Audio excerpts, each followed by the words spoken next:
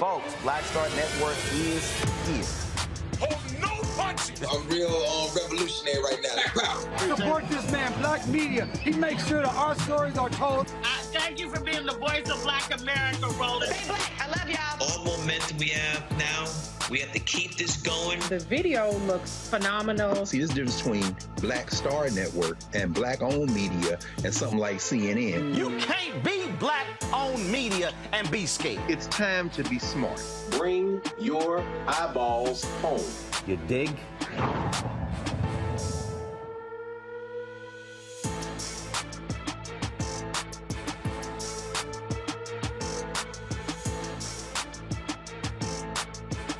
Today is Tuesday, November 22nd, 2022, coming up on Roland Martin Unfiltered on the Black Star Network. Folks, 3 Camden County, Georgia Sheriff's Office employees have been arrested for beating a black man, Jarrett Hobbs. His attorney, Harry Daniels, will join us to discuss this latest development. Driving while black is what a Louisiana family says got a 45-year-old black man killed. Civil rights attorney Ben Crump will explain how a traffic stop for a window tint and a modified exhaust ended with a man shot in the head. Also, there's so much to unpack about Tennessee lawmakers questioning Tennessee State University for black students enrolling in record numbers. I'll talk with Lezli Baskerville, the National Organization for Equal Opportunity in Higher Education, about how HBCUs are under the gun for doing well. Yeah, for doing well. Folks, it's time to bring the funk on Roland Martin Unfiltered on the Black Star Network. Let's go. He's got it. Whatever the miss, he's on it. Whatever it is, he's got the scoop, the fact, the find. And when it breaks, he's right on time and it's rolling. Best believe he's knowing. Putting it down from sports to news to politics. With entertainment just for kicks, he's rolling. It's on go, roll, roll, y'all. It's Roland Martin, yeah. Rolling with Roland now. He's funk, he's fresh, he's real, the best, you know he's Roland Martin now.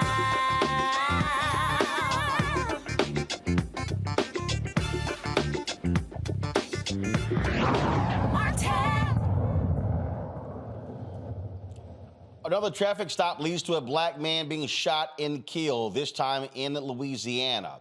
It was over a window tint and a modified exhaust. 45-year-old Derrick Kettling, the brother of Louisiana State Police Lieutenant Colonel Kenny Van Buren, was stopped by a sheriff's deputy. Now, Kettling asked why he was being pulled over.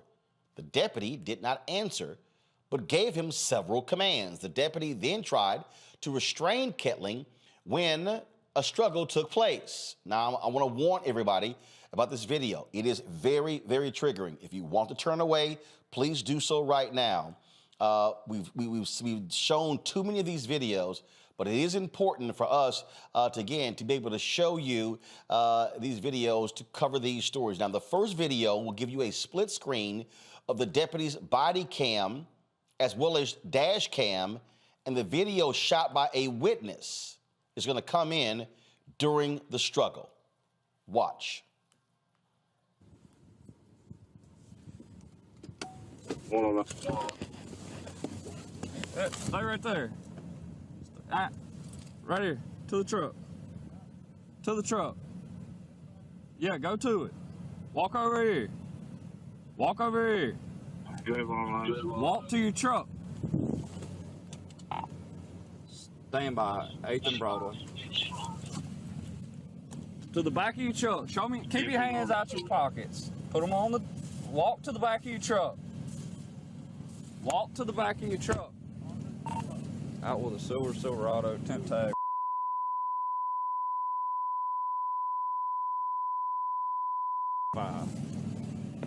Face back here. Face your truck for me. Face your truck. Huh? What's the issue? Because you agitated, you turn around, you ain't following nothing. I am following. Look, turn. I don't hear you.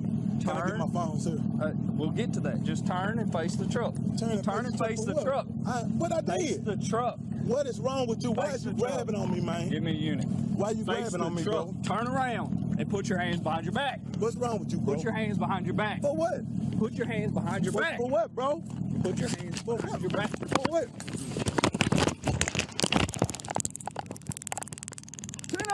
10-18! Ow! Oh! What you, bro?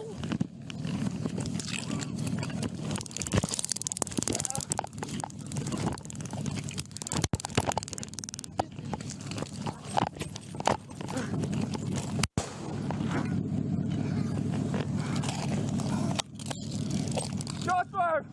Shots fired!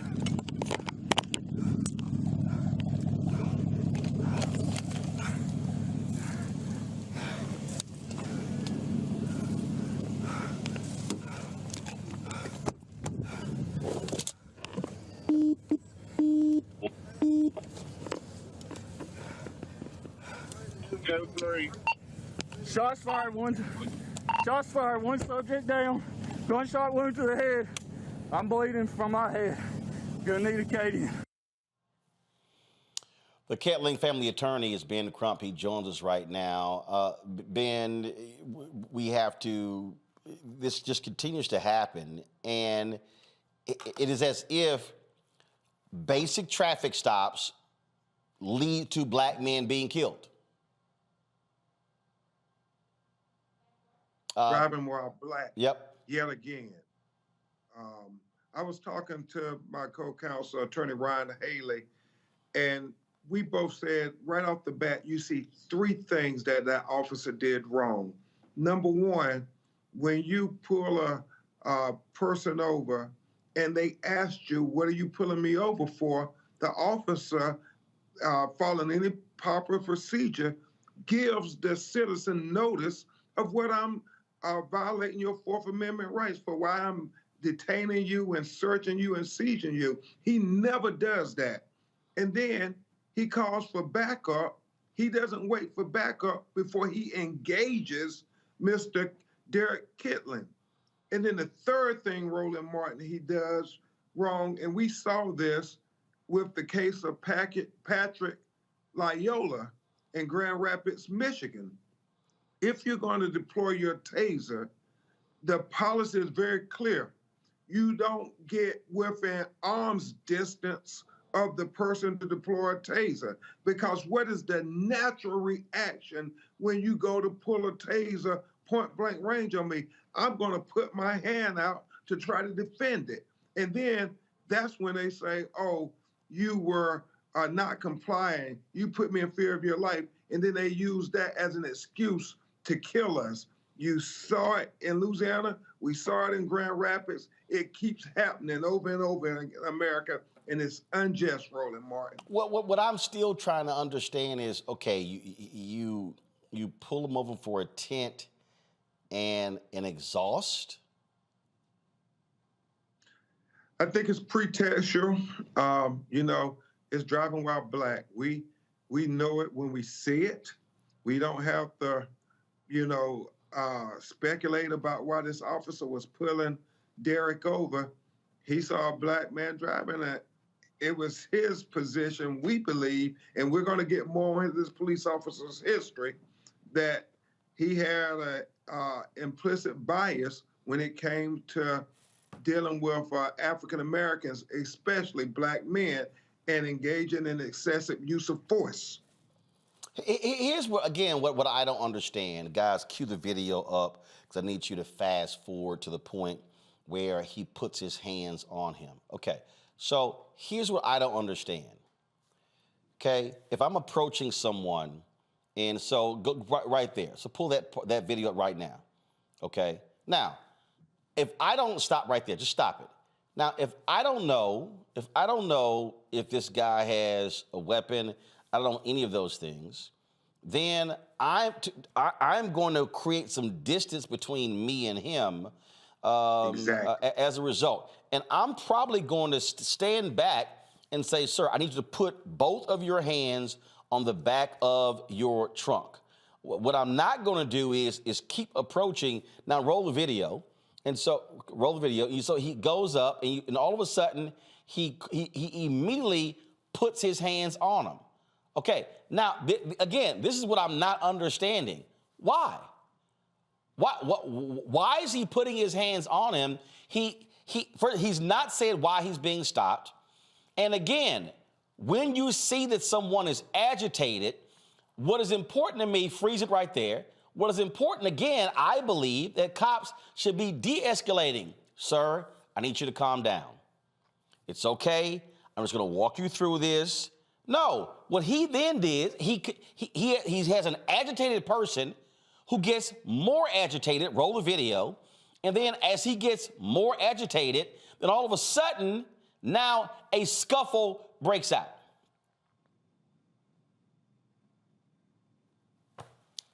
It makes, again, this is the thing, Ben, de-escalation should be the priority of cops.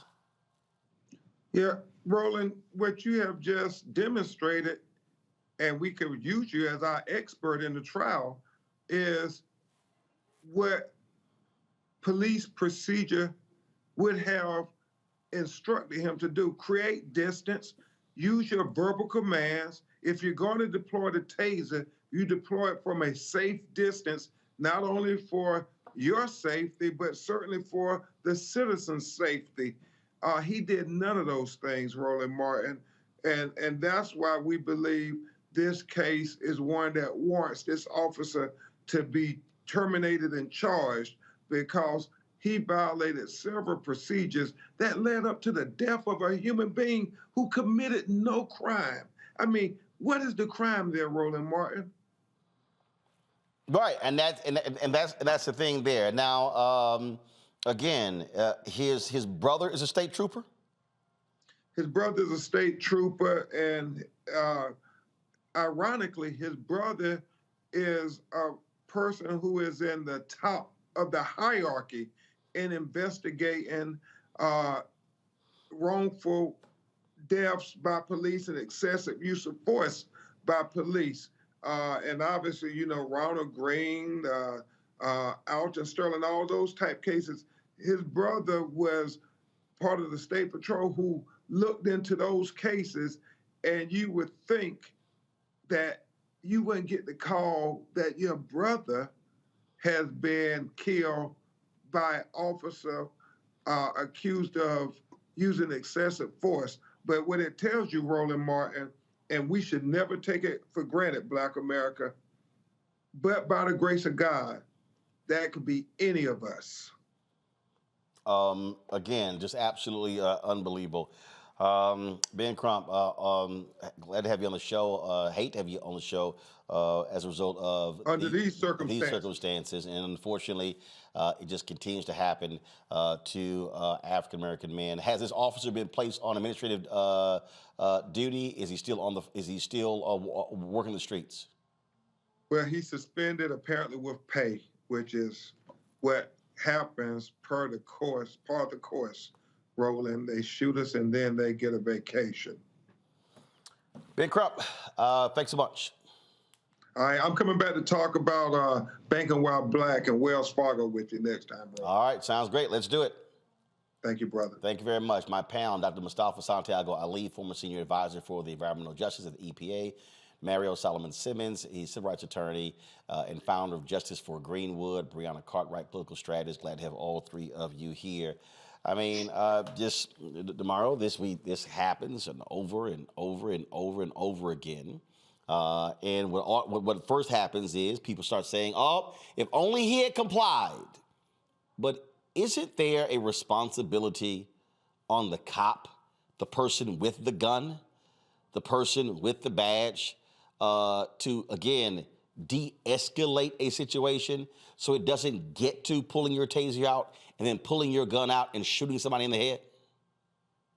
Absolutely, man. Good evening, Roland and Mustafa and Brianna. Good to see all of y'all. It was good to see Ben. You know, it reminded me so much of one of the cases that Ben and I work on, the Terrence Crutcher case, where it appeared to me that the gentleman, the brother, was having some type of a mental breakdown, just the way he was acting. And as you stated, Roland, and Ben stated, the proper police procedures at that point is to keep distance and to, like you say, de-escalate. And also, what's the rush here? Why did he need to run up on him and grab him? I just don't understand, based upon why he was pulled over. This was not what you would call a felony stop. A felony stop is when you suspect someone has committed some type of armed robbery, burglary, murder, kidnapping, and you're pulling them over and you're thinking this person is armed and dangerous inside of the vehicle. So I'm gonna get out and I'm gonna have some type of physical altercation. But even in those situations, officers are taught to wait for backup, to keep distance, and to de-escalate. That's a tragedy that happened. I just really hate to see that, because it was clear that that brother was having either some type of a mental breakdown or something was going on, just the way he was acting when he got out of the vehicle. Brianna, it just, again, I mean, it's just, we see these stories over and over and over again.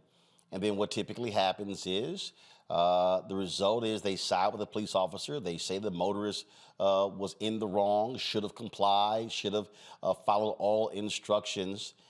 And again, the guy asked him, "Why are you pulling me over?"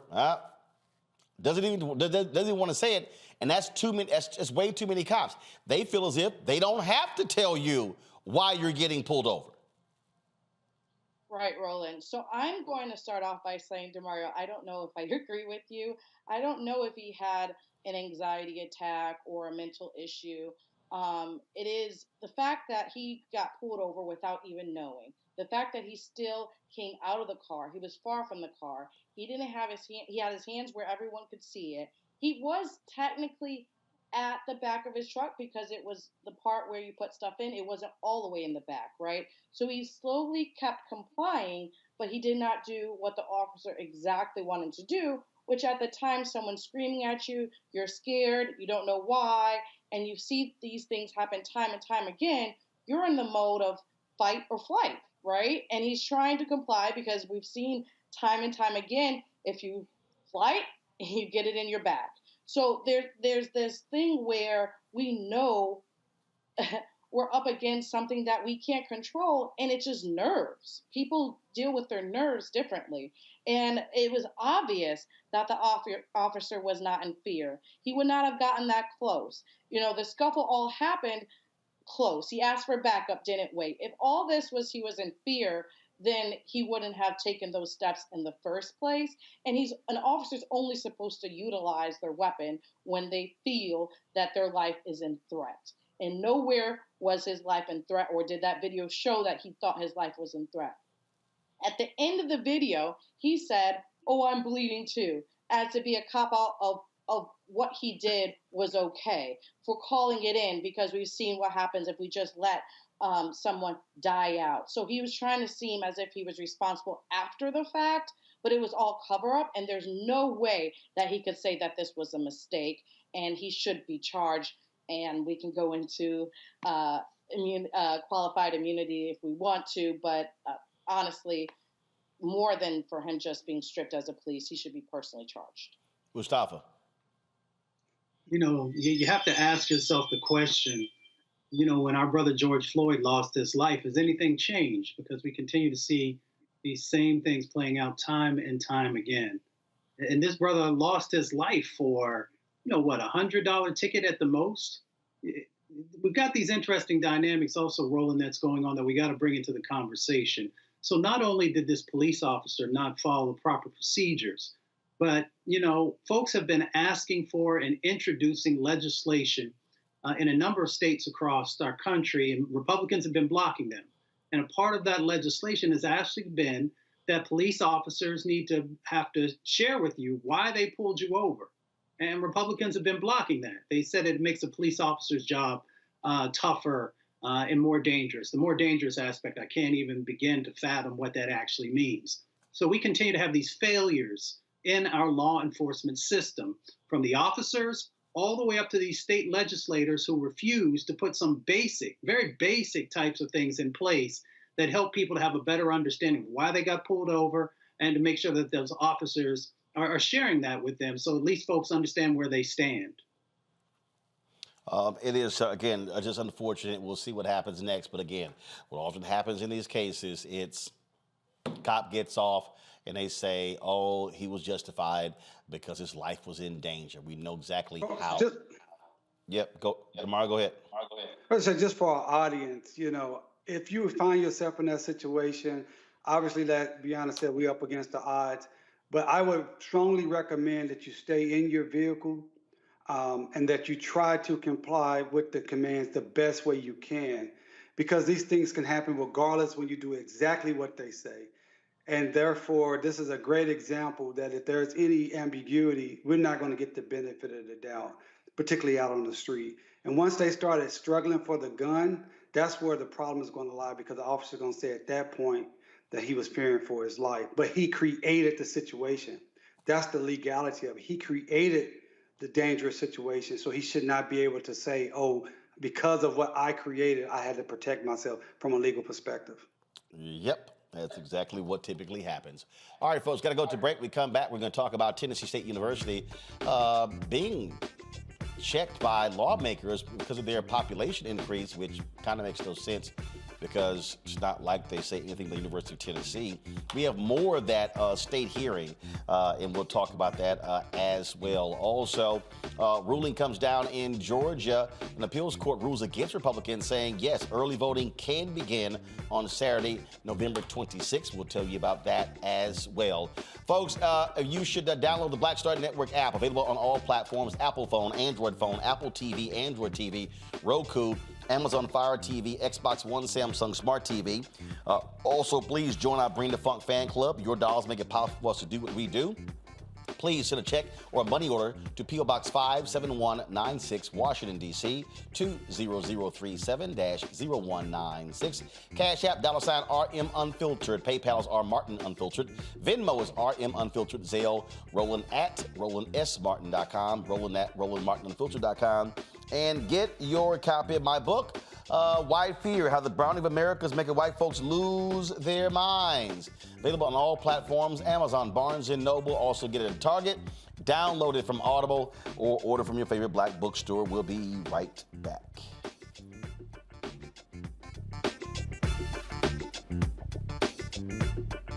Is it just me? Or does it feel like we've been here before? The whole country's finished voting, and only us left. You'd think Herschel Walker would want to explain what he'd do in the Senate if he actually wants to represent Georgia. Instead, he repeats the same lies, trying to distract from what we all know is true about him. But I think Georgians will see his ads for what they are. Don't you? I'm Raphael Warnock, and yes, we're doing this again. That's why I approve this message. On the next Get Wealthy with me, Deborah Owens, America's Wealth Coach, we talk about the principles of mindset, strategy, and execution. This week, we're adding a fourth: faith. You're going to hear from a mother and daughter duo who are helping thousands of Black women build wealth, all through their faith. You are more than you can ever imagine. Not just obtaining things to show that, but seeing yourself. Making your faith work for you. That's right here on Get Wealthy, only on Black Star Network.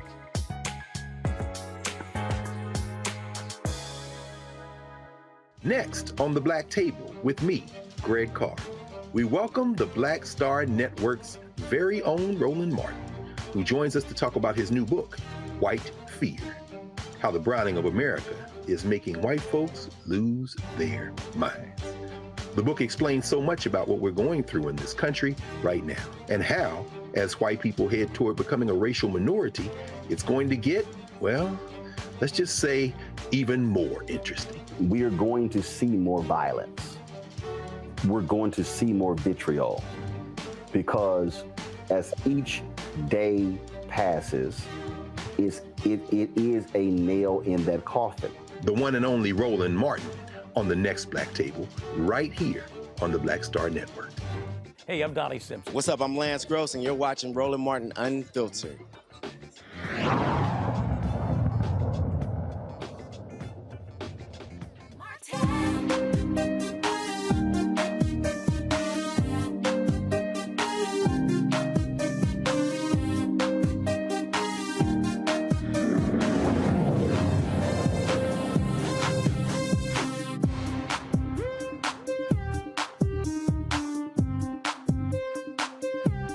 All right, folks, if y'all want more laughter, we have this hearing in Tennessee where Tennessee lawmakers, white lawmakers, were questioning Tennessee State President Dr. Glenda Glover with regards to this explosion of new enrollees at Tennessee State University.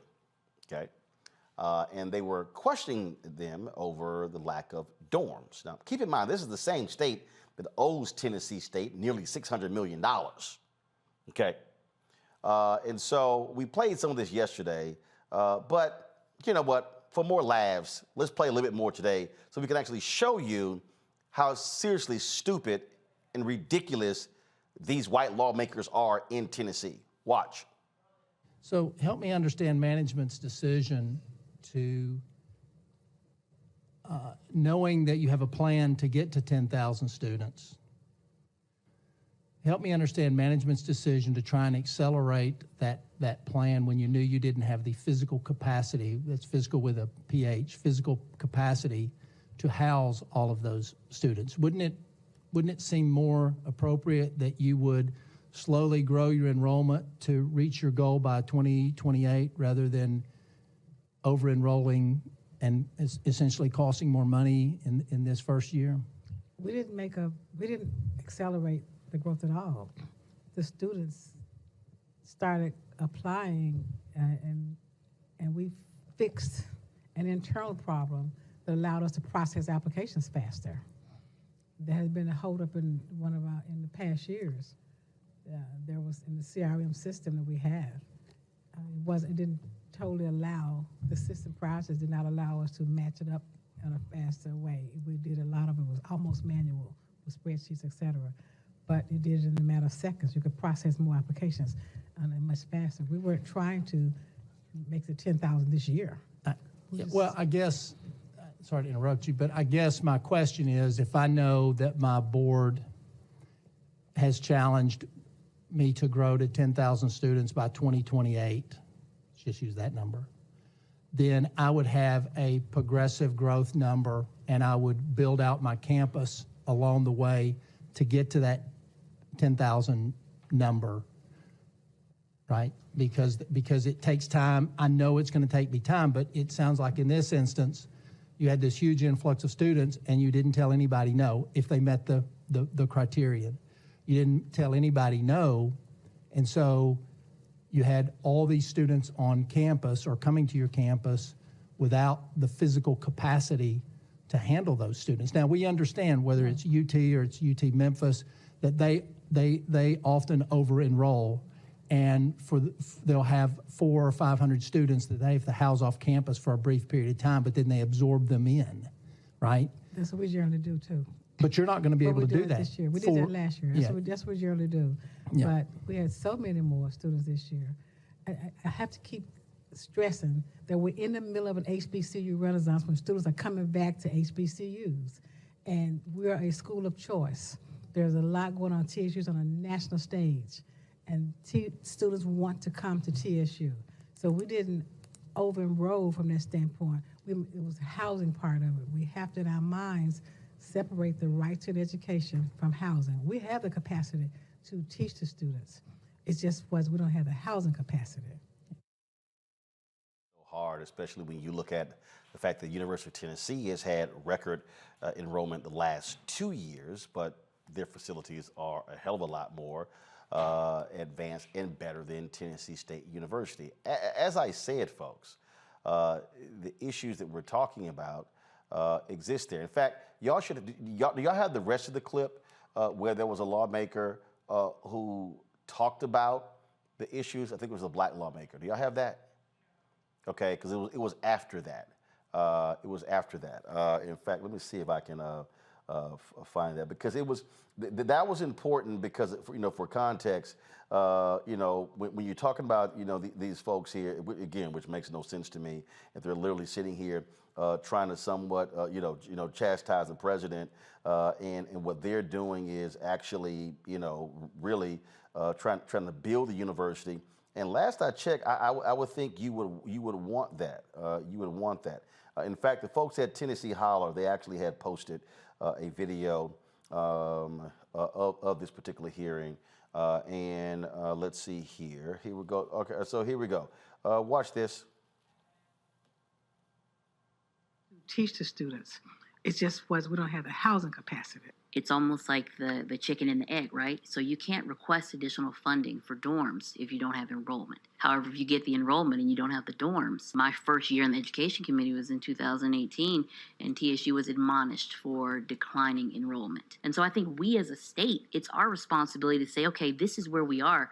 What are we going to do to work together to lift this university up? People from that community who have never had an opportunity to go to college, they want to go to TSU. Use the term aggressive marketing campaign. Joining me right now, Dr. Lezli Baskerville, the president and CEO of the National Organization for Equal Opportunity in Higher Education. They advocate for HBCUs in the nation's capital. Leslie, always good to see you. That last point, I think, is what's most important. How in the hell can we admonish them for declining enrollment, and all of a sudden, boom, enrollment increases? We're like, what the hell are y'all doing? It is. They suggest that it's a problem. That's not the problem. That's not the problem at all. The problem is that from the inception of HBCUs and until today, HBCUs have been woefully underfunded relative to their missions and relative to the historically white colleges and universities in the states. Tennessee State is an 1890 land-grant institution, an historically black land-grant institution. And one of the persons who spoke was an 1862 land-grant president yesterday, Chattanooga, I believe. And he raised the question about, he said, you all are getting all of these new people. We can't get any black students because Tennessee State, you're getting all of the black students.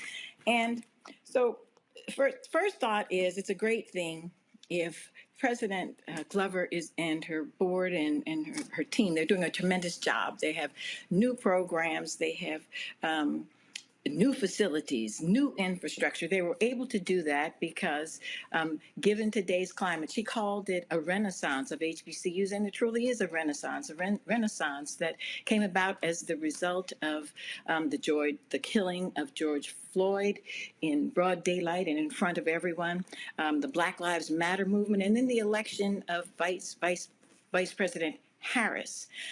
Following that, we had an administration and an active Congress that included 59 black members of Congress and others who understand the value of HBCUs and that America can't realize so many of her goals but for HBCUs. And so they invested in HBCUs.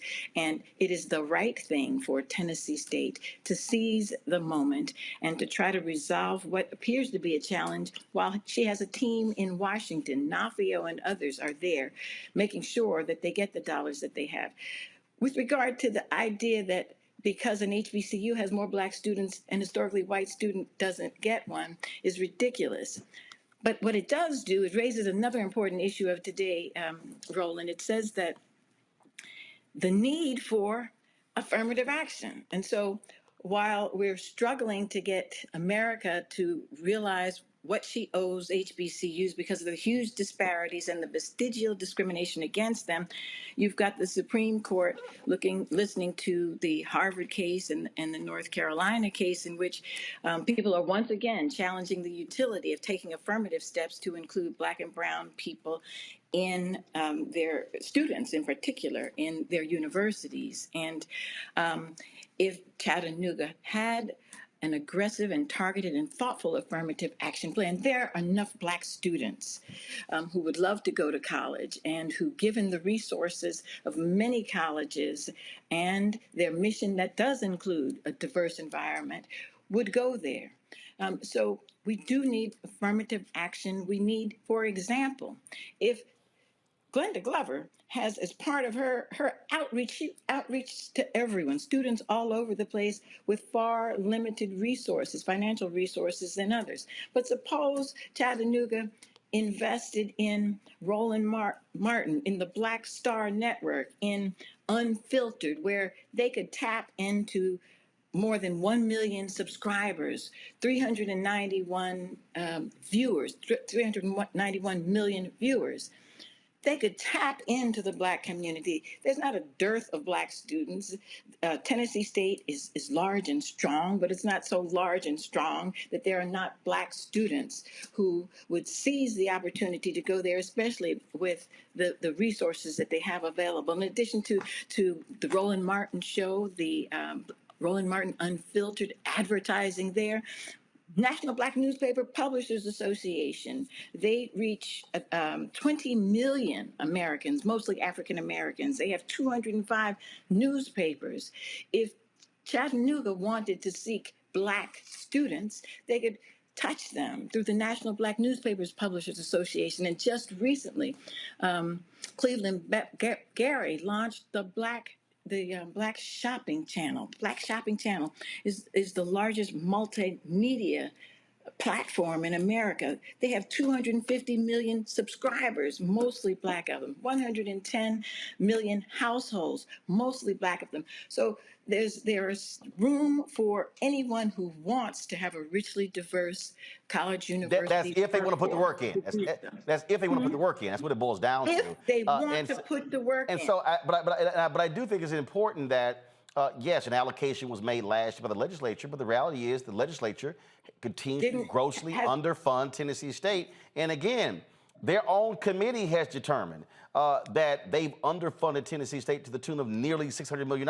This is real simple. Give Tennessee State the $600 million, they can build more dorms. They can create a plan. And the other thing that's so stupid here, when you talk about this increased enrollment, not all 2,000 students are going to stay on campus. Yeah. So it's not like, oh my God, we got to build dorms for 2,000. No, look, when I went to Texas A&M, I didn't stay in dorm until the summer of my final year. I lived off campus for 4 years. And so not everyone's going to live in a dorm, but you do have to give the university the resources they need, because as long as you're starving them and making it piecemeal, then they can't fully execute their strategic plan.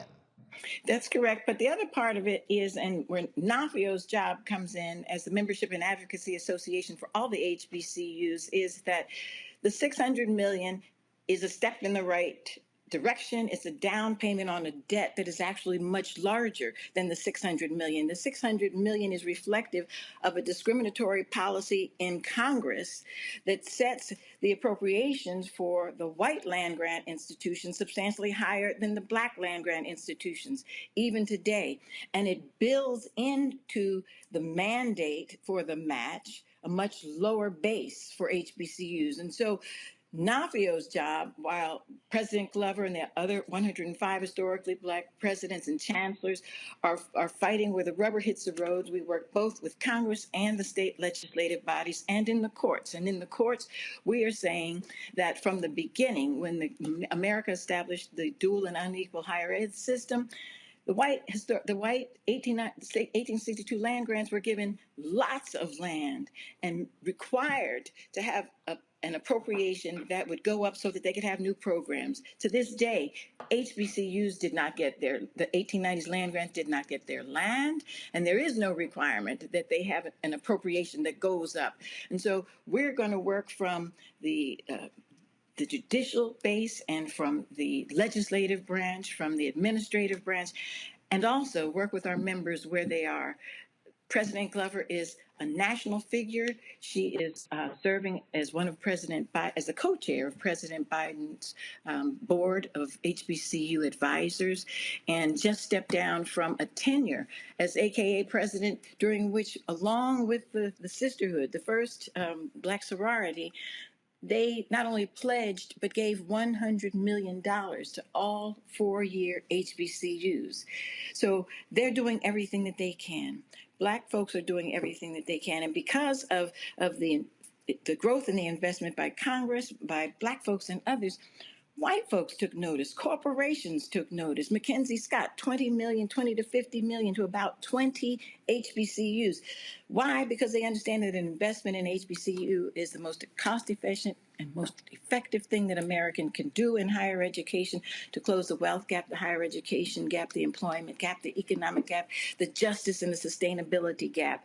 That's what's going on. And President Glover needs not to apologize for it.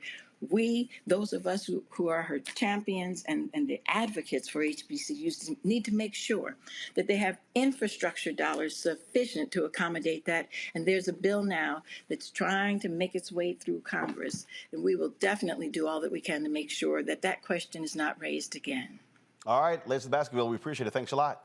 Thanks for having me, and I congratulate you for all that you do for all of us. And tell Chattanooga to advertise with Roland Martin and Roland Martin Unfiltered, the Black Star Network. Absolutely. Absolutely, Thank Lezli. I appreciate it. Thanks a lot. Let's go about Mustafa DeMario as well as Brianna. Here's the thing, Mustafa, that this is real basic. And that is, you're at HBCU, Tennessee State, you're damned if you do, damned if you don't. It's like, oh, hit you with declining enrollment. Well, then we get it up. Oh, now all of a sudden, no, what the hell, you got too many. North Carolina A&T gets slapped with a $2 million fine because they barely went over the cap of out-of-state students, as opposed to them going, maybe we have a university that people kind of want to go to. Why in the hell would you sit here and actually fine them? And so what you're dealing with is these white lawmakers, and again, which is why my book, White Fear, How the Browning of America is Making White Folks Lose Their Minds, is important. Is because they're sitting here like, we don't understand what's going on. Like, why are all these Negroes trying to go to these schools? But again, because of what's happening or not happening at these predominantly white institutions. And this notion as if these people are choosing to go. Okay, they're choosing not to go to the University of Tennessee. They're choosing not to go to Middle Tennessee State. They're choosing to go to Tennessee State. And so what they should be saying is, great, awesome. Hey, Dr. Glover, how can we help? Exactly. Well, quickly, a shout out to all the students at Tennessee State University and Dr. David Padgett, who's been just doing amazing work there for a number of decades now. You know, this is about power. It is always about power with these folks. You know, if we start to do good, then they want to roll you back. And then, of course, if you miss whatever the particular goals are, then they want to hold you accountable for that. It's really interesting. You know, in the state of Tennessee, you've got, 17% of the population is African-American, over 1 million folks. So for them not to be able to get these other schools to be attracting African-American students, there's a reason for that. One of the reasons is that these other schools, in many instances, are not safe spaces. They're not welcoming spaces. So students are choosing, as they should, to go to HBCUs where they know they're going to be appreciated. They're going to get, a stellar education. And they're also going to build the networks that are necessary as you're navigating the workplace. So with all that being said, they actually should have the president coming in and asking the question of how were you able to accomplish this? What are the lessons learned? What are those best practices that you all have in place? And how can we better support you to make sure that it continues to grow out? If they would have paid up that $600 million, the housing would be there. So they, need to take care of that side of the equation. But the other side is you should be learning from people who know how to get the job done and how to attract students. Oh, absolutely. And look, the reality is, Dr. Glover, Brianna, in terms of, obviously, when she was international president of the AKAs, she brought Vice President Kamala Harris there to be a commencement speaker there at the university. And let's just be honest, I'm sure you have some Republican lawmakers who were not happy at all that the vice president was there giving commencement. But the reality is, guess what? That's kind of what happens when you're an HBCU president and you're an AKA and the vice president of the United States is your sorority sister who's also an HBCU graduate. Hello, that's what you're supposed to be doing. You're supposed to be bringing high caliber talent. Trust me, I'm sure these same lawmakers would have had no problem if Donald Trump and a bunch of his cohorts were traveling to the University of Tennessee when he was in the White House. Absolutely. She's exactly where she should have been. And I'm glad for that for many reasons, as we have 2024 coming up soon. So I'm glad that she was there. I'm glad that she's representing, and I'm glad that she's focusing on HBCUs and her AKA roots. I do believe, I keep hearing about, advertising more in Chattanooga and going to PWIs.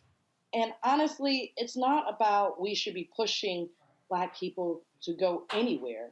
We should allow for the appropriations for the place where whatever student wants to go to. And the fact, he stated, they qualify. He said, you let everybody in that qualified, and it should continue like that. It shouldn't be, okay, they qualified, and now let's not still let these people in. We should allow Black people who qualify to go to the schools that they want to and progress. And they're scared of our progression, and that's what we see here, and the controlling of it. I hope that they give the money, and I don't know, Congress is changing. It's going to be a battle in Congress. We still can do it. But no, hold on. The money's not coming from Congress. The money, the money is from state. Right. Except for saying that there is a bill right now in Congress to help HBCUs overall. But the $600 million, that's Tennessee. The state of Tennessee should be ponying it up. And for instance, this is the same state that set aside $500 million to build the Tennessee Titans, $1 billion NFL franchise, a new damn dome stadium. Right, because they like to keep. So it's like y'all got the money. Yeah, I get it. I totally understand. I do think that it's a two-pronged approach because, yes, they have the money. Even when they get the money from Congress, right, to just disperse it is also going to be another issue. We see this time and time again. And as you stated, they prioritize Black people in sports over education. And it's a problem. We'll see how it folds out. Well, bottom line is, DeMario, we keep talking about this here. This is what happens in many of these states where HBCUs have been abused. Frankly, we saw the Alvin Chandler's lawsuit in Mississippi. We saw what happened in Alabama. We saw the historic settlement that took place in Maryland, and this happens over and over and over again. And folk can't sit here and go, well, we don't understand why these campuses are looking like this here. If you're not providing the same level of funding, equity, well, then guess what? It's a problem. Yeah, and I mean, Mustafa and Brianna have all said such great things that I agree with. Number one, this is about power. They feel in a sense a loss of power, as you talked about in your book, Roland, to even having more Black people educated. Let's be clear. They don't want us educated. They don't want us to have access to real education. So that is a problem for some of them altogether. Then secondly, it's the Black tax, that we have to do more with less. That's what we've always had to do in this country, and it's wrong. And we need that $600 million. I don't know what the mechanism is to make them pay it, but if it's known that they owe $600 million, they need to say it with me, everyone at home. Cut the check. Let's say it again. They need to cut the check so they can build the dorms. And I really like what Brianna highlighted, that they allowed everyone that's qualified. And that's what the president said during that hearing. She said, these students need education, they're qualified for it, and we're going to let them in. There's a difference between housing and a difference between education. And, shout out to Tennessee State. Both my mother-in-law and my father-in-law went to Tennessee State. And Roland, you will love this. My father-in-law was on the 1959 national championship football team, and he's a proud Omega Psi Phi man. I'm sorry, why would I love that?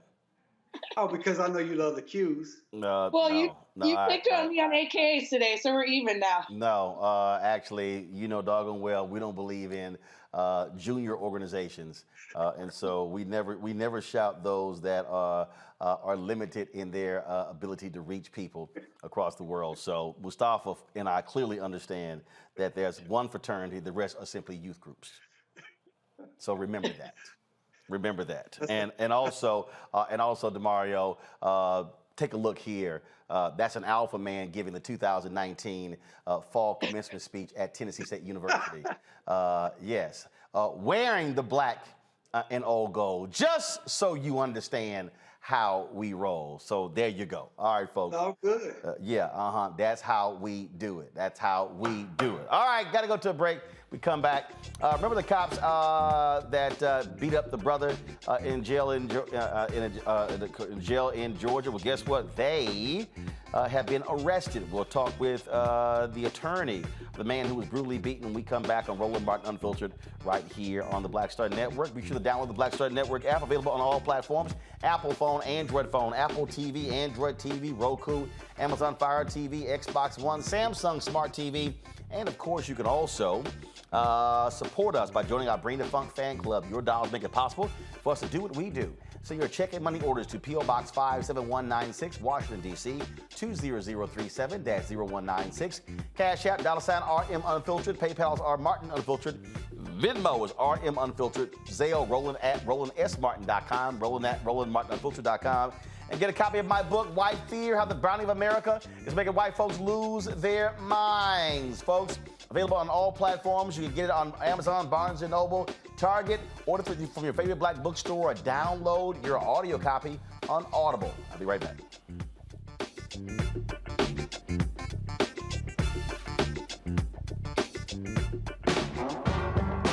Don't wait till November 8th. We can vote today. Your early vote started this week.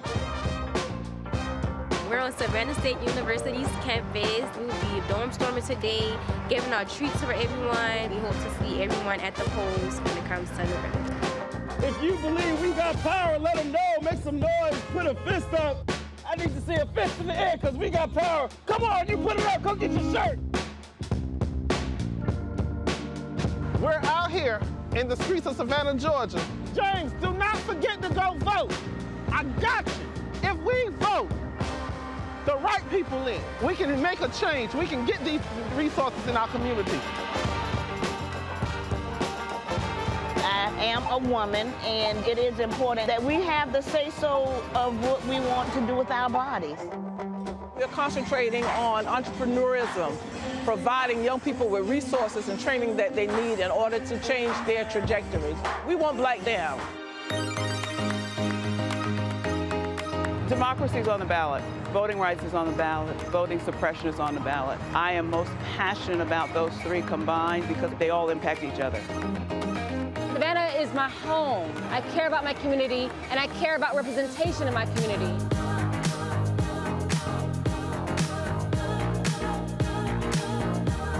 Our voices are still going to be heard no matter what kind of obstacles try to come up against us to stop us from voting. We're still going to be standing our ground. The effort that's being made to keep our communities from voting. So that makes me realize it's even more important, because if it wasn't important, they wouldn't be fighting to make sure we could vote. This doesn't stop this year. This is a forever movement. We're going to exert our power as a people. Walk in our rightful place. We're going to change our communities, fight for our communities, and build our communities.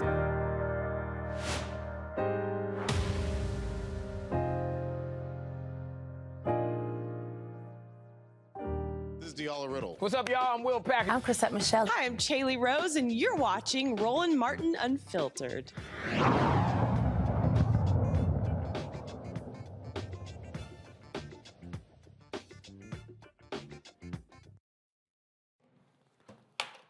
Three Georgia Sheriff's employees, they have been arrested in connection to the vicious beating of Jarrett Hobbs. Officers Mason Garrick, Braxton Massey, Ryan Beagle were fired.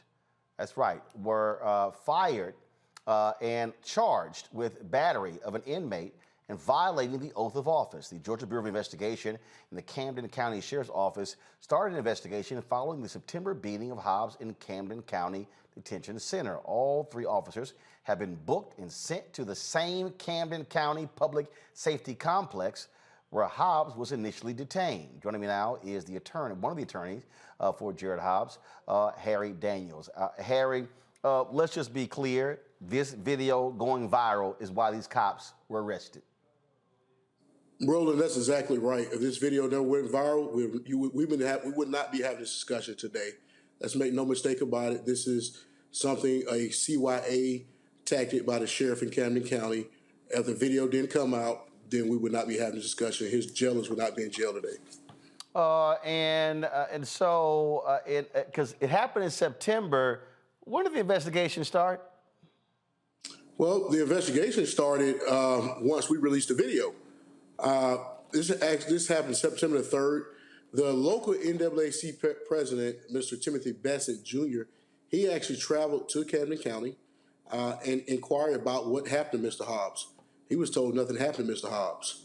So they were fully aware of this incident. In fact, they had brought charges against Mr. Hobbs that we talked about before. So this was not a stranger. This was nothing that was brought on them all of a sudden.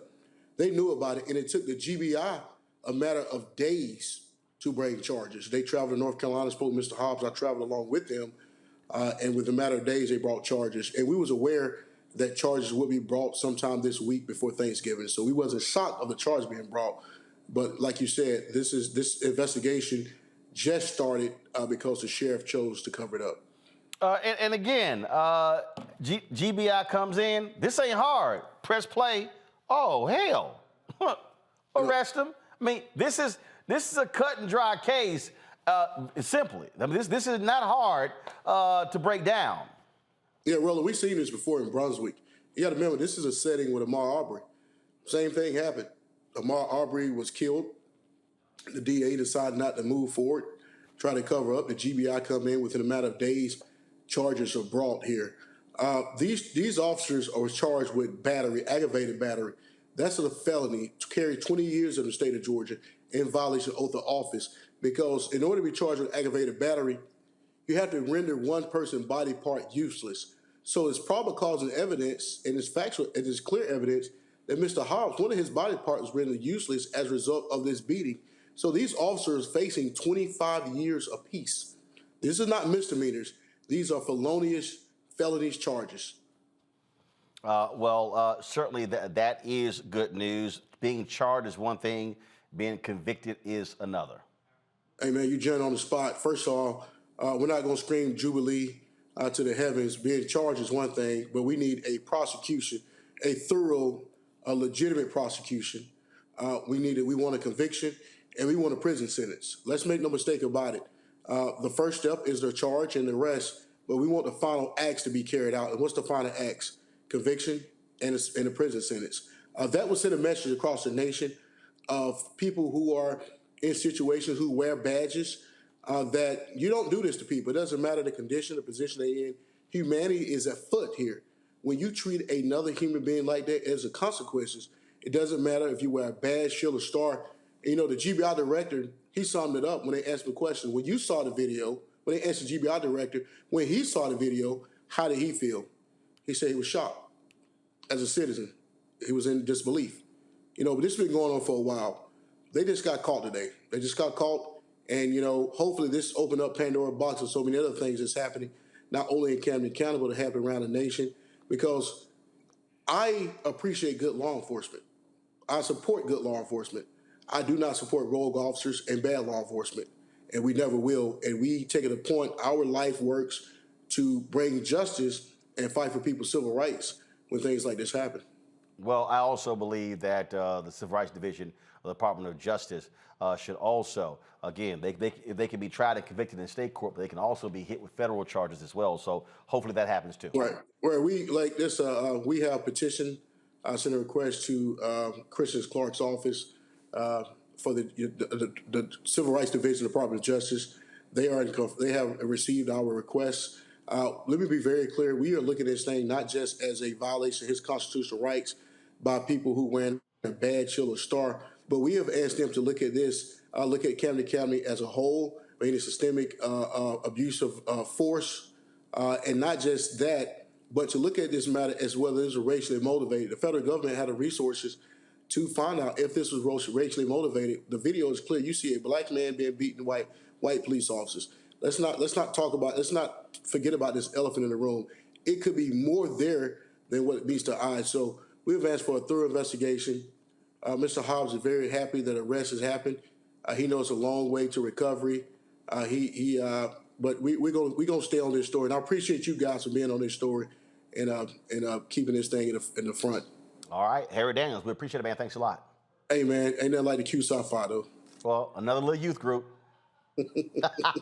Another little youth group member. It's all first good. fraternity found on the HBCU. Come on, man. Y'all couldn't get into Alpha. You had to go somewhere. It's all good. Well, you know the history. Yeah, you do know the history. Alpha's your daddy. All right. All right. We appreciate it. Y'all walk into that one every single time. I don't know why y'all do it. I'll keep tell y'all. DeMario, y'all want none of this. You know it. You want none of this. That's right, Brother Daniels. I appreciate you. Let him know what it is. We won't be intimidated. We know it's your show. We will not be intimidated. Q's don't back down, bro. Y'all back down, but you will back up. Yes. All right, man. Brother Daniels, I appreciate you, team. Rue, I appreciate that. We need to let Roland know what it is. Oh, please. You know, I appreciate you guys. Thank you for all the work y'all do. And like I said, this is a very serious matter. I appreciate you. And I appreciate you, Roland, for allowing us to come on and bring it to you viewers. Well, y'all have a good night. I appreciate you. Have a great Thanksgiving. We're going to keep pressing the case. We appreciate it. Thanks a lot. Another perfect example, Brianna, without video, we're not having this conversation. Right. Absolutely. I was going to ask him a question of how they were able to get the video, because one thing he said, it opens up a Pandora box. It wasn't that it was the first time, but it was the first time they got caught. And I'm so glad that this man Hobbs is now receiving some justice. To see that video was excruciating, very, very painful. There was 5 on 1. I don't know why that would even need to happen. He was eating a sandwich and they went for his neck. You see other inmates in the background. It was very violent, very disturbing. But I have a lot of questions, more than answers. So I will definitely be watching this case closely. I saw, 5 officers. We said 3 was arrested, and we'll now see if they will actually get any, if they'll be persecuted. So we'll see what comes. Mustafa, look, I mean, again, when these cases happen, they happen over and over and over again.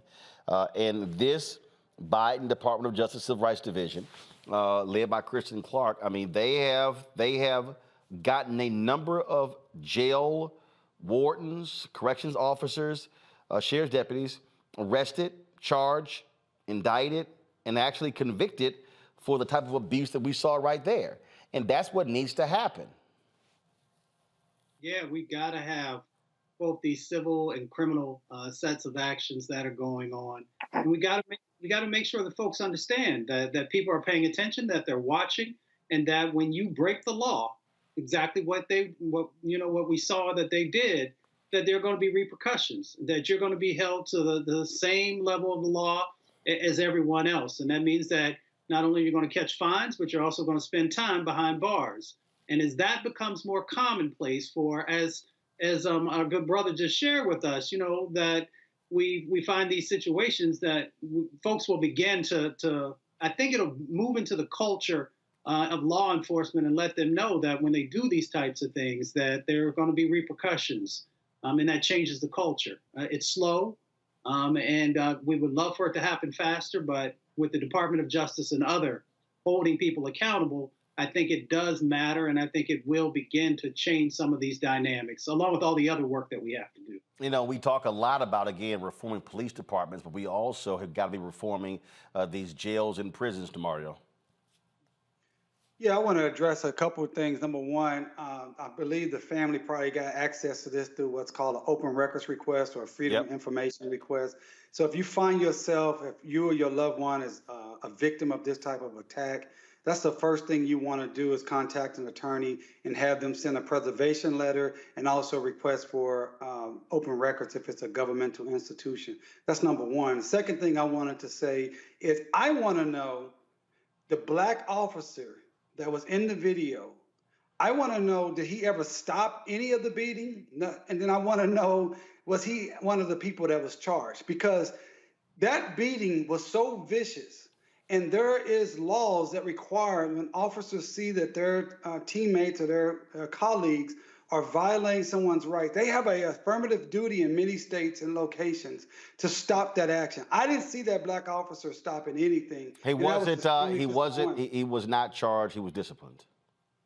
Yeah, he should be charged too, because he saw what was happening and he has a duty to stop that Mr. Hobbs from being brutalized and receiving the type of injuries. I don't know what Mr. Hobbs' injuries are, but they have to be substantial for that type of sustained barrage of punches from 4 or 5 different individuals. It was savage. It was inhumane. I think they all should have been charged. And that is another example that when you talk about this policing culture, it is not about black people. We say, oh, we just need to have more black officers.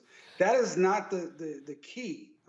We need to change the totality of policing culture, that they believe they can do what they want to do to black people. And being charged is something that can change that direction. I also am asking or believing and hoping that Christian Clark, the DOJ head of civil rights, will heed the call to come in and investigate this as a crime. And what Brother Daniels said, or Attorney Daniels, that this is a crime and this should be investigated system-wide. Because clearly for them to do this, they know the videos are there.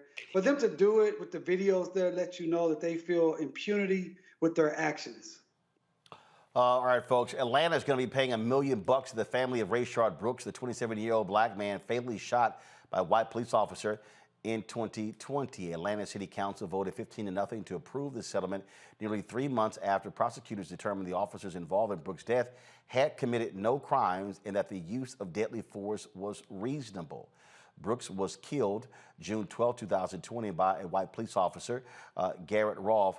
When he tried to arrest Brooks, he was asleep in his car in the drive-thru lane of a Wendy's restaurant. Police body camera shows a 27-year-old black man struggling with Rolfe and another white officer after telling him he had had too much to drink in order to drive. Brooks grabbed the taser from one of the officers and fled, firing it at Rolfe as he ran away. An autopsy found that Brooks was shot twice in the back. All right, folks, going to a break. We come back. What the hell is Newt Gingrich talking about? Wait till we hear. This fool actually says that Herschel Walker is more of a credit to African Americans than Senator Pastor Raphael Warnock.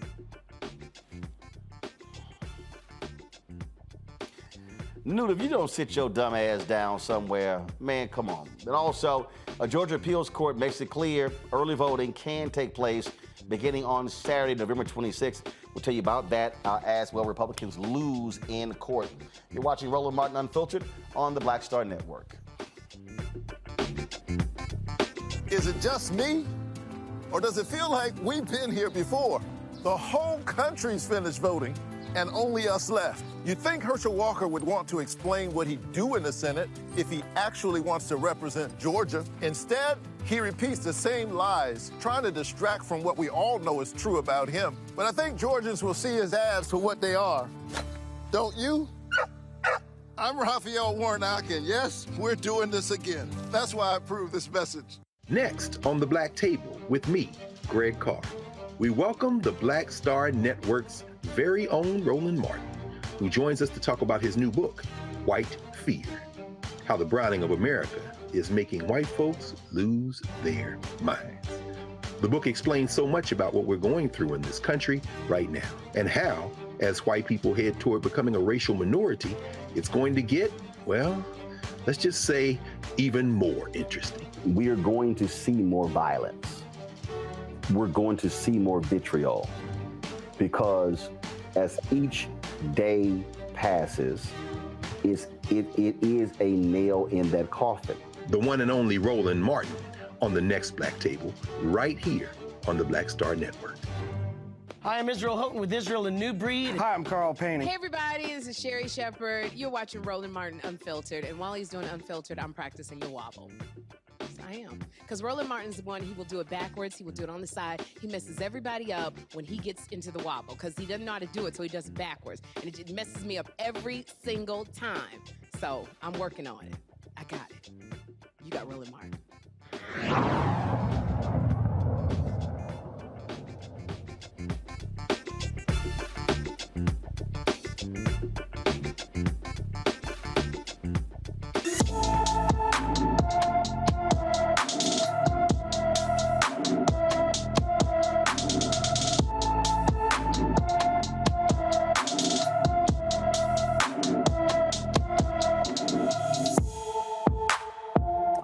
folks. Today's black and missing Lizette Patch. Lizette Patch, 5 feet tall, weighs 110 pounds, hair is black and brown eyes. Been missing from Bakersfield, California. Folks, been missing since December 22nd of last year. That's right, folks. If you have any information regarding Lizette, please call the Bakersfield Police Department.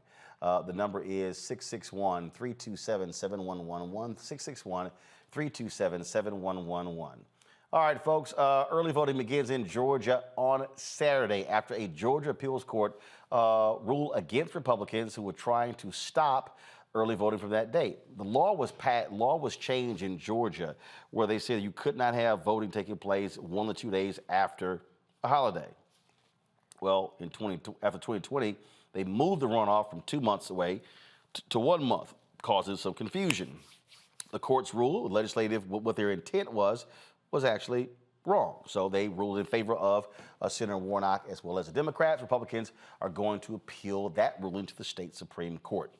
Speaking of that Georgia race, the former congressman and the Speaker of the House, Republican Speaker of the House, Newt Gingrich, said one of the dumbest things you've ever heard in your life, y'all. He said that having a black person like Herschel Walker in the United States Senate would be a dramatic improvement over Senator Raphael Warnock. You want to listen to an idiot? Here you go. I think that Herschel Walker has the courage, the integrity to be a really remarkable U.S. Senator. Yes. And I think having an African-American with his background, somebody who's good at business, somebody who's given over 400 speeches on military bases to help young people dealing with PTSD because of his own experience with having had concussions, playing football and in mixed martial arts. I think Herschel would be such a dramatic improvement over Senator Warnock, who is a hardline left-wing politician, that I really do think that it's worth a lot of effort to make sure Herschel wins. And I'm delighted that Governor Kemp is going out and his team is going out, and they're doing all they can to help elect Herschel.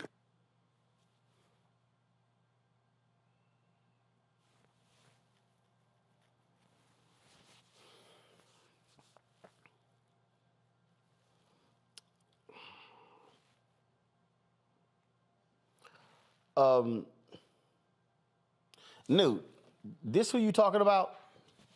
This Herschel?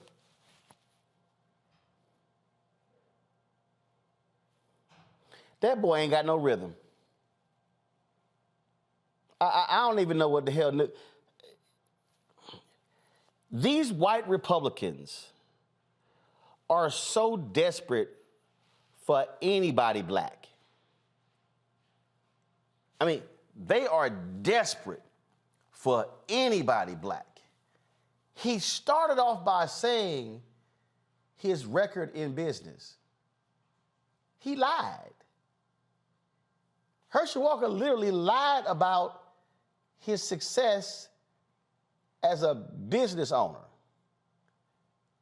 Herschel Walker has lied about being valedictorian, lied about being an FBI agent, lied about being a cop. He's lied about paying for abortions. In fact, one of the women accusing him is going to have a news conference, and she said she got audio recordings of his lying ass. But then again, this is the same Newt Gingrich who left his wife, who was in a hospital bed, for his side piece.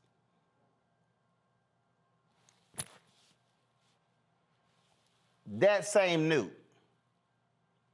Brianna, go ahead. What's your comment? Right, that part, and especially the same Newt that called Obama the food stamp president. We really talking about what he's saying. I don't understand why. Whole mess, never done right. And honestly, he started off when he said his background, right? I don't care about business, whatever. And he went in to talk about him being a football player. The reason is at the end, because Herschel has gotten so many concussions that he'll do so many stupid things without thinking, and he will be their puppet.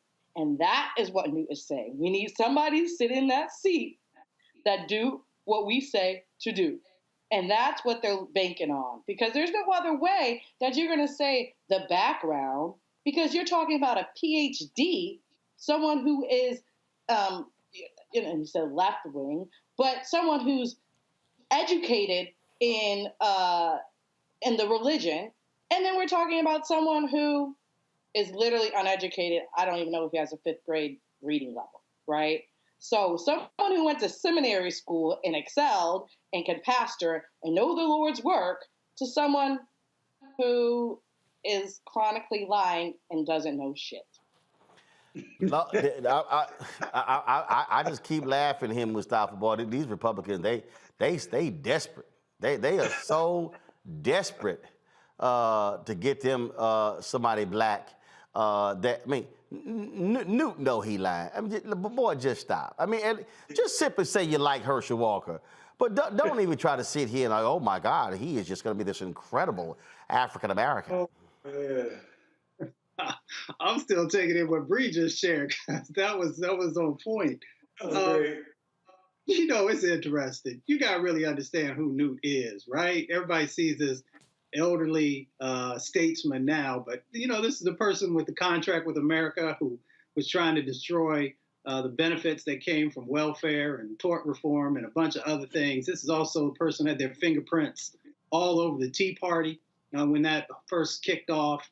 So you got to understand who this individual is, and that he understands that they are desperately trying to make sure they hold on to power. Now, we continue to talk about power, but this is a prime example of having an individual in that seat that they can control. They cannot control Senator Warnock. Senator Warnock is going to do what's right for the country. And he's going to also make sure there's equity and justice that's infused in that, and that scares them. So, of course, they are willing to do and say anything in this moment. And for them to infuse integrity into the conversation, you know, Brother Herschel Walker has not shown integrity in anything that I've seen over the last 30 plus years. So I'm not sure. He also has showed his lack of understanding and education around critical elements, whether we're talking about the environment and the silly comments that he made about that, his comments around business and trying to parrot some of the things that Donald Trump has said, and a number of other aspects that show that you are not prepared for one of the most important positions that is inside of our government. And for them to be willing to allow him to have the space to hold that position shows that they do not truly care about democracy. They don't care about the state of Georgia. And they most definitely don't care about the impacts that are happening in Black and brown communities, because you never hear Herschel Walker talk about those impacts and what his ideas are, let alone sharing with the country, what are your policies? That's the important question. What are your policies? And because he cannot articulate that, that shows that he is not ready for prime time, and he's most definitely not ready to be the next senator from the state of Georgia, and why Senator Warnock is. DeMario? First of all, I just really want to go back to what Brianna said, a whole mess. I just wrote that down. I love that with Herschel Walker. You know, Herschel Walker used to be one of my favorite football players when I was growing up, and he was at the Cowboys. I was very sad when he got traded away. Of course, we got a lot of great players like Emmitt Smith in that trade. And this just shows how far down this guy has gone. You know, they talked about him talking about PTSD. Well, I mean, CTE and PTSD is not the same thing. You've already stated about Newt Gingrich, you know, who he is. This is a guy, he's a liar, he's a cheater, he's corrupt. And it just shows that all the GOP cares about is power, that they will put someone who's clearly has diminished mental faculties, as Herschel Walker has put him out front because they don't care. They want a puppet there.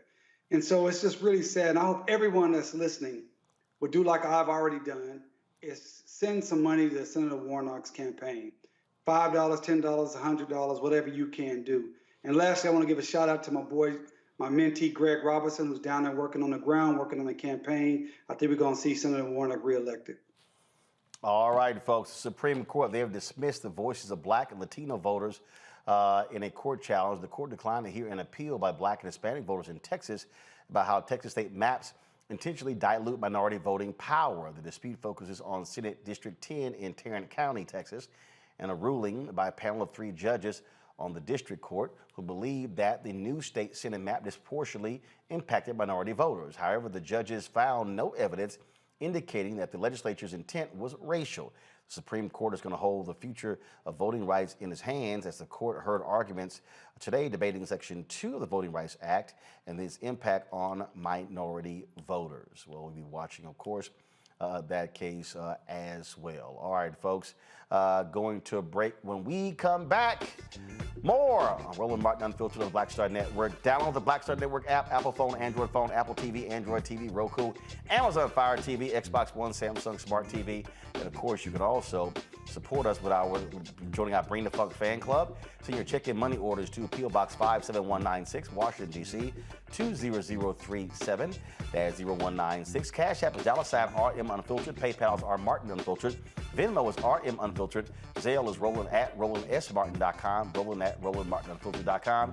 And get a copy of my book, White Fear: How the Browning of America is Making White Folks Lose Their Minds. Are you available at all bookstores? Barnes & Noble, Amazon, Target. Download it from Audible and order it from your favorite black bookstore. We'll be right back. I am on screen, and I am representing what a black man is to the entire world that's gonna see this. And this might be the only black man, a representation of a black man that they see. Right. So I am responsible. Right. For how they see black men. And it's my responsibility to, if I am not playing an upstanding, honorable, someone with a strong principle or moral core, to make sure that this character is so specific, right, that it is him, not black men. And I wish that more actors would realize how important their position is as an actor of color, playing people of color on screen. Because there are people that see us all over the world in these different images that we portray. And not everyone knows black people to know. Yes. That's not all.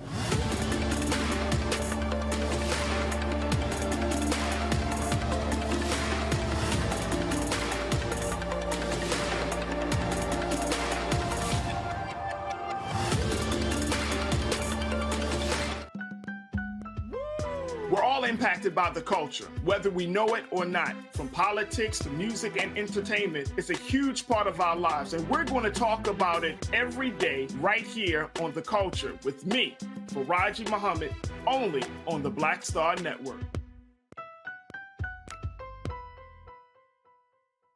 You want me to do something crazy, but I don't know what to do. I'd rather just sit here. Hi, this is Cheryl Lee Ralph, and you are watching Roland Martin Unfiltered. I mean, could it be any other way? Really? It's Roland Martin.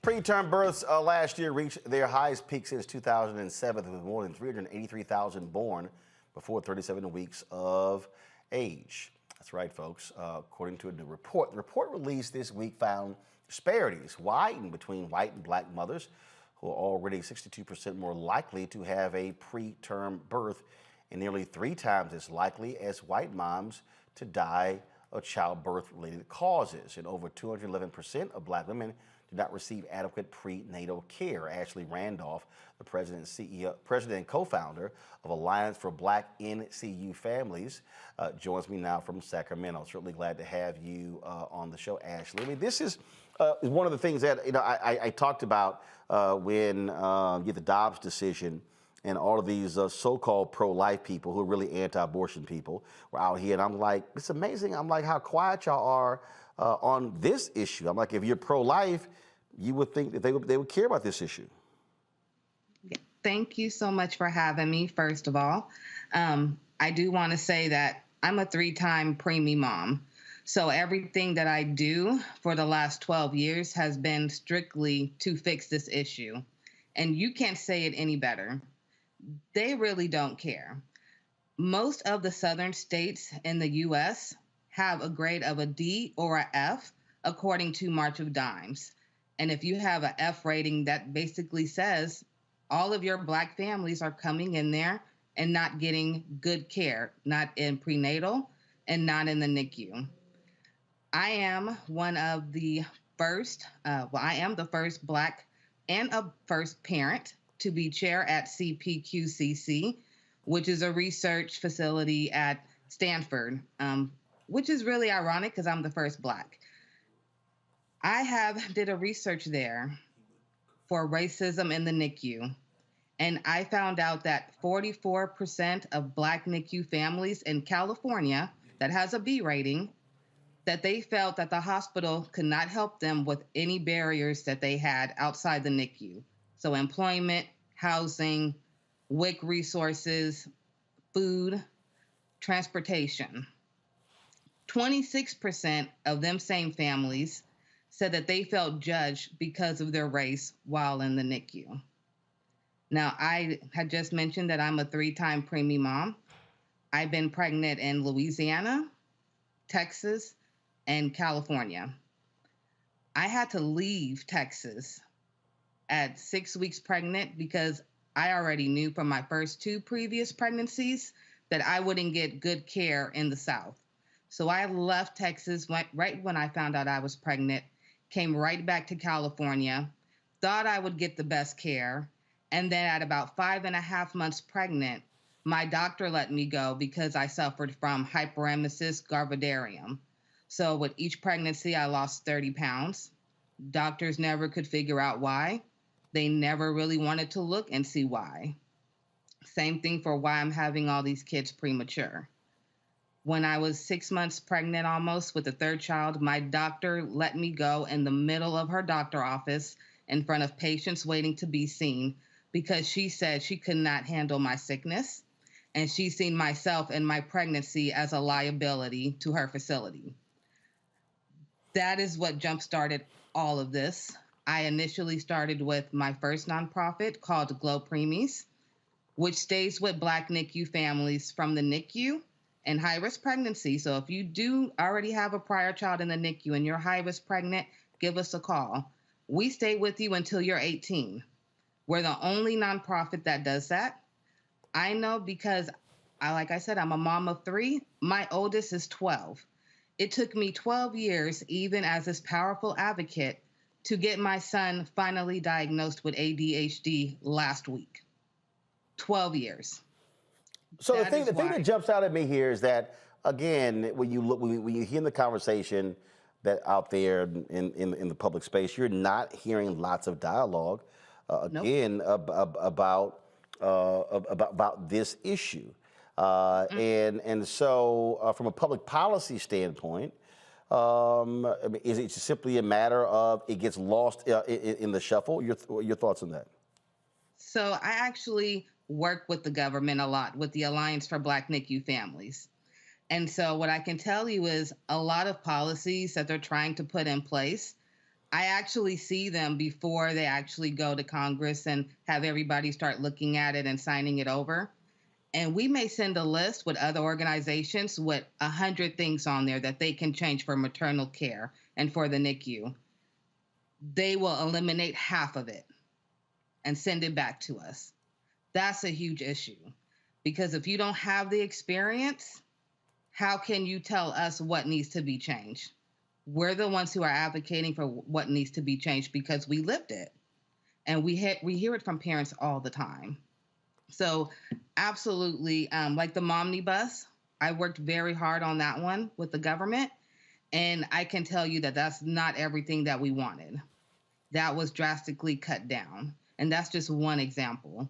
So with the Alliance for Black NICU Families, we are trying to go state by state and mandate that they offer racial and health equity training to all NICU staff, as well as those that are working in maternal care, because we have to get a hold of the issue. And it does start with the hospital.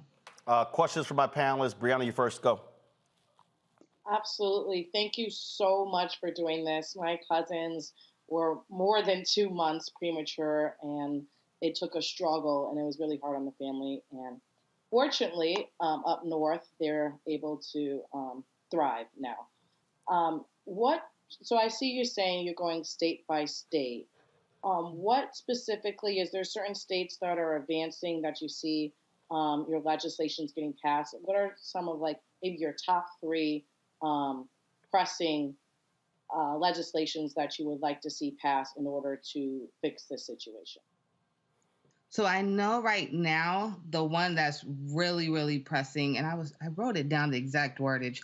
It was for the maternal, I believe 12 months of maternal leave, I believe is what it is. And that's the one that means the most to me. The more time that the mom can have to be at home with her child, the better for her, for postpartum depression, if that does come into play, as well as more time for her to breastfeed, as well as more time for the family unit to come together and really tackle any barriers that they do have when they did bring that child into the world. DeMario. No, I really appreciate your service here. My little sister was born about over 2 months premature, and just had to deal with all of that her whole life. Thankfully, she's 20-something now, and we didn't know that was going to happen. So I appreciate it. So definitely see this. Also dealt with a lot of infertility between my wife and I, and endometriosis, and all these things that Black women in particular are struggling with. Fibroids. I mean, I have way more information and experience in this than I ever thought I would. And I've been in those doctors' offices and those hospitals when those doctors walk out the room, won't give you the pain medication, won't take your complaints serious. Like we've dealt with that as educated, prominent Black people in this area. So your work is so important. How can I and our audience best support you right now, tangibly? Tell us what we can do. Is it somewhere we can donate to you? Is it something we need to sign? What can we do to help you with this awesome and important mission? Thank you so much for that. Preemies are my everything. They're my babies. If you would like to help, I ask that you all go to blacknicufamilies.org. That is our website for the Alliance for Black NICU Families. And please sign up to be a co-founding member if you would like to support. You are also able to donate. I do want to say that all of our donations that come through the Alliance for Black NICU Families, we do two things. So right now, we have already given out 40 wearable breast pumps for Black NICU moms, and we have just in the process ordered 235 more. I want to continue to buying these breast pumps for these moms so they can wear these breast pumps and keep doing whatever they're doing, whether it's working or have other kids to take care of, as well as we raise funds to give to all of our co-founding members that are Black NICU organizations led by Black NICU parents, because we are the ones who get the least funding, and we want to make sure that the work that they're doing on the ground too keeps being uplifted, because it does take a village, and we need way more villages all around. Mustafa. Yeah, thank you so much for this. When I was in graduate school, I actually worked on low birth weight babies and premature babies as a part of one of the research projects. And at that time, they were not focusing on Black moms. You know, they were just looking in a more general sense. So thank you for specifically focusing in. I'm curious, you know, there are a number of federal agencies also that have some responsibility in this space. Should we be pushing on HHS or one of the other agencies to help you to be able to get the traction that you need to make the change that's necessary? Yes, I would love that, to get the push from the whole community if I can. You know, they hear my voice. I'm very loud and I like to roar. I work on this every single day for the last 8 years of my life, literally 24/7. I am with my kids when I can, but I am so passionate about getting all these rates reduced. So if I can get any help from you guys to help push the government to assist us, or any agencies to assist us, please do. We are forever grateful. We have to save our babies. And like we had talked about earlier, it can last forever. So the NICU stay does not just end when you leave the NICU. It can stay with them parents for a very long time. And we need to make a generational change, and we need to make it now. All right then, Ashley Randolph, we appreciate it. Thanks a lot. Thank you. All right, folks, time for Marketplace.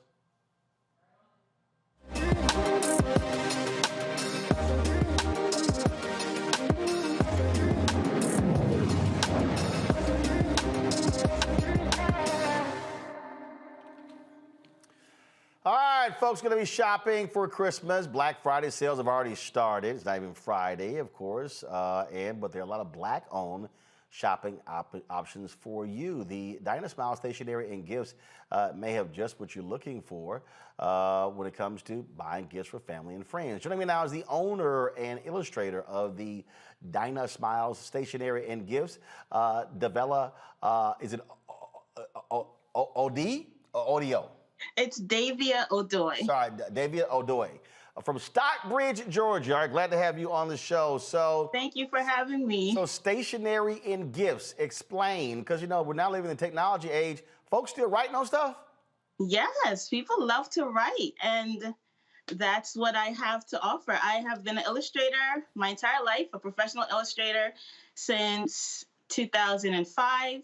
And I've always wanted to see stationery with images that look like me, like look like a Black woman, a happy Black woman, and I couldn't find it. So because I knew I could draw, I knew I had to fill the gap, per se. So the Dinah Smile Stationery Gifts is a collection of my artwork on different stationery goods, high quality paper products, and my niche has been spiral notebooks. That's been the one thing that people have really gravitated towards, and I have a couple here that I can show you.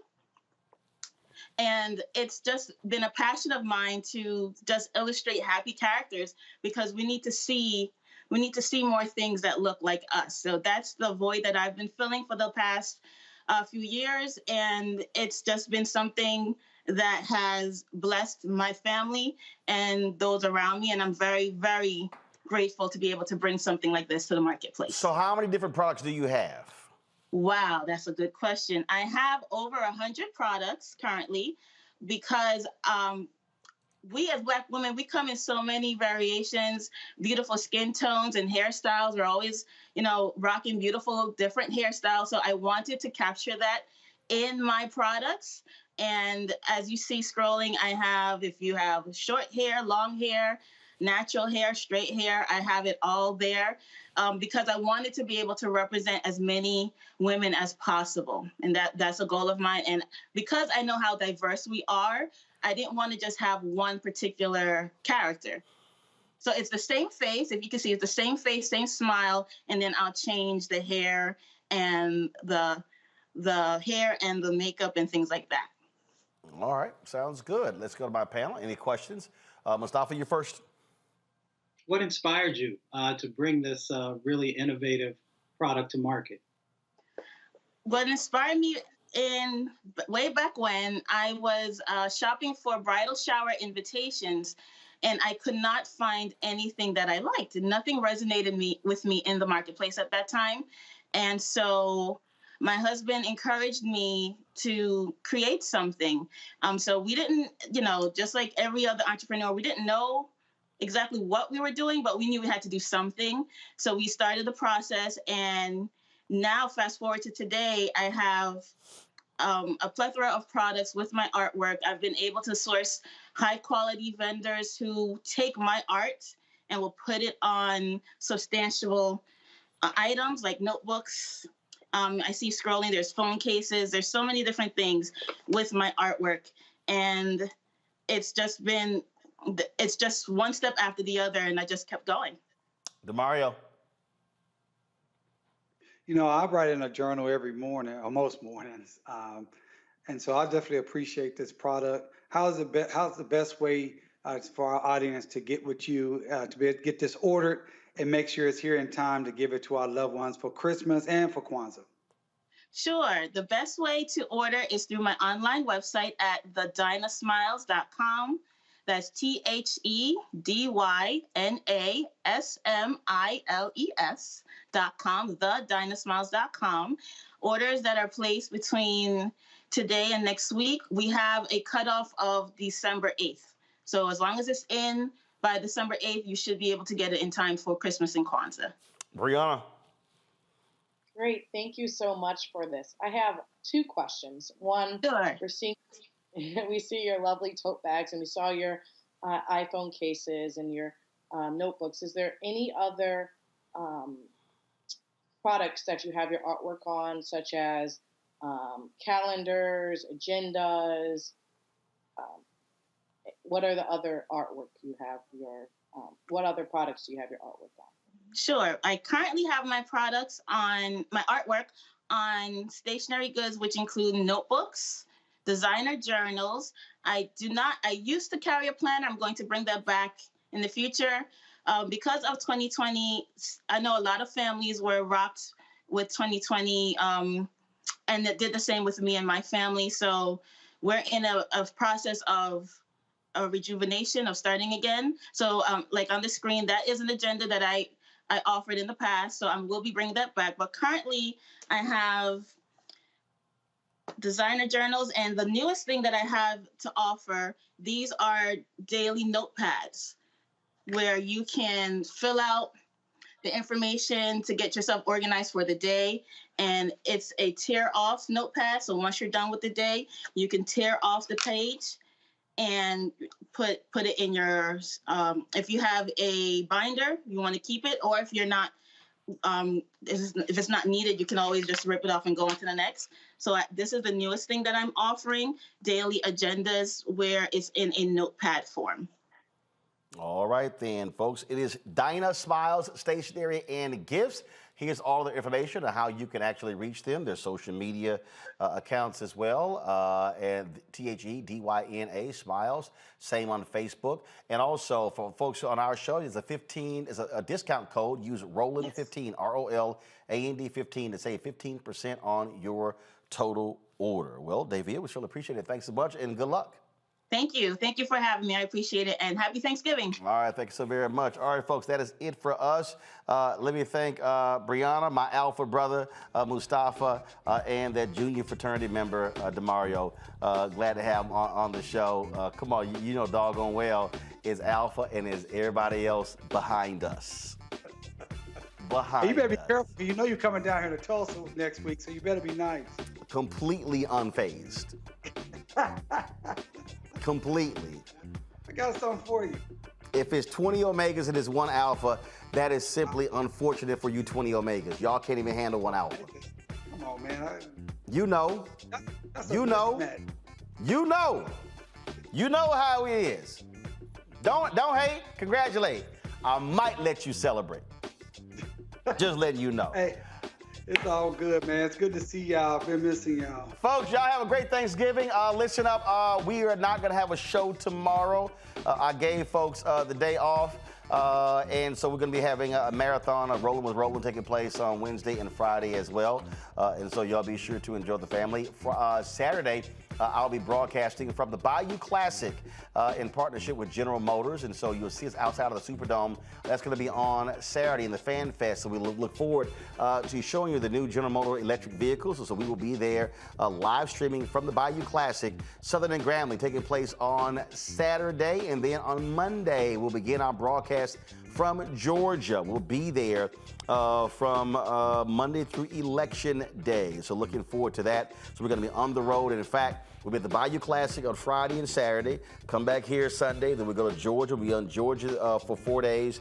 Then we'll go to Jackson, Mississippi for the SWAC Championship. We'll be there on the ground broadcasting Friday and next Saturday. Then we go back to Georgia for the Georgia runoff. So a lot of different moving parts here. That's why we tell you folks, support us in what we do. Your dollars make it possible for us to cover these stories and travel all across this country. Our team is ready to go. Look forward to being back on the road. Update, the Robo-Mobile is being constructed. We've got the vehicle back from Mercedes. They're now adding all of the, doing the upfitting. And so we're looking forward. Hopefully we will have that by the 1st of January. I'll get an update when I get done with the show. So appreciate all of you who also contributed to make that possible as well. All right, folks, don't forget, support us in what we do. Download the Black Star Network app, Apple phone, Android phone, Apple TV, Android TV, Roku, Amazon Fire TV, Xbox One, Samsung Smart TV. Also, join our Bring the Funk fan club. Send check and money orders to P.O. Box 57196, Washington, D.C. 20037-0196. Cash App is $RM Unfiltered. PayPal is R Martin Unfiltered. Venmo is RM Unfiltered. Zelle is Roland@RolandSMartin.com. Roland@RolandMartinUnfiltered.com. Be sure to get a copy of my book, White Fear: How the Browning of America is Making White Folks Lose Their Minds. Available at Ben Bella Books, Amazon, Barnes & Noble, IndieBound, Bookshop, Chapters, Books A Million, Target. You can download it on Audible. You can also order through your favorite black bookstore. Folks, that is it. Again, have a great Thanksgiving. Y'all know I'm going to have gumbo. Y'all can keep that turkey, my brother. I'm sure they're going to be having turkey and dressing. Uncle Roro going to be having gumbo. Just letting y'all know how I roll every Thanksgiving. So, Reggie, y'all had that gumbo pot straight, all right? All right, folks, that's it. Y'all have a great one. I'll see you again this weekend from the Bayou Classic in New Orleans. Until then.